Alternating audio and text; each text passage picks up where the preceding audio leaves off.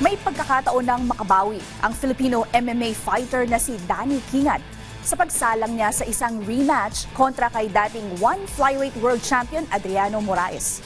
Yan ang ulat ni Rafael Bandayrel. Muling makakasagupa ng Filipino fighter na si Danny Kingad ang three-time one flyweight champion na si Adriano Moraes. Kabilang ang bakbakang ito sa undercard ng 169 na idaraos sa Nobyembre sa Atlanta, Georgia. Minsan nang nagtapat ang dalawa sa loob ng MMA cage kung saan dinaig ni Moraes si Kingad sa pamamagitan ng rear naked choke submission sa round 1. Bukod sa pagkakataong makabawi sa kanyang karibal, isa rin itong tsansa para kay Kingad na muling lumaban para sa World Flyweight title ng One Championship.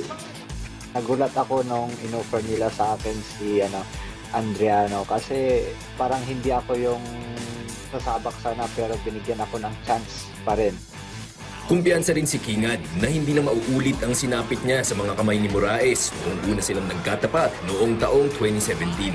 Kung magtatagumpay, maaaring si Kingad na ang susunod na challenger para sa kampyon na si Demetrius Mighty Mouse Johnson. Pero bago yan, focus muna ang pambato ng Lions Nation MMA sa kung paano niya malalampasan ang hamong dala ng Brazilian fighter na kinikilala bilang isa sa mga pinakadominanteng kampyon sa kasaysayan ng One Championship. Rafael Bandayrel para sa Pambansang TV sa Bagong Pilipinas.